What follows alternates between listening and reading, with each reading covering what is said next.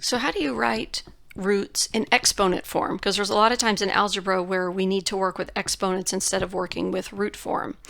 So if x is a real number and m and n are integers, we want to make sure n is bigger than 1, then the way you write a square root that has n as the index is you write it as an exponent that's a fraction, so 1 over n. So if you have like a square root, n would be 2, we'd be looking at a 1/2 power. If this little index was a 3, a cube root, it's a 1/3 power. If that's a fourth root, it's a 1/4 power. So that's what fraction exponents are, is they're a nod to roots, right? Square roots, cube roots, whatever kind of root. If you have m over n, so if you have another number in the fraction, so m on the top, n on the bottom, then that m goes underneath with this radicand. So whatever exponent is here underneath would go on top of whatever the index is, so m over n. So let's try a couple examples. If you saw 36 to the 1/2, you could put that in a calculator. You could do a 1/2 power, but you need to learn what that's really trying to say is square root of 36. And if you write it square root of 36, then you go, oh, I know what that answer is, that's 6.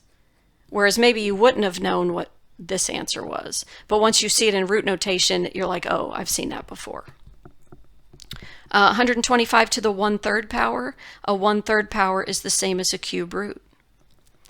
So what number times itself 3 times gives you 125?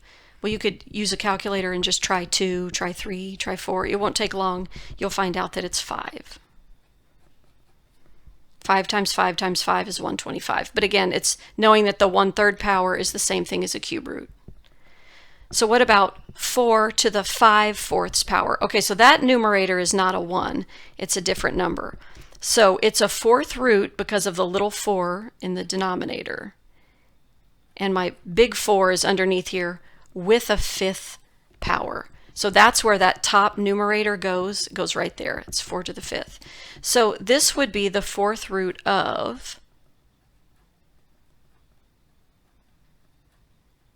there's 5 4s, right? 4 to the 5th is 4 times 4 times 4 times 4 times 4. And I'm doing a fourth root.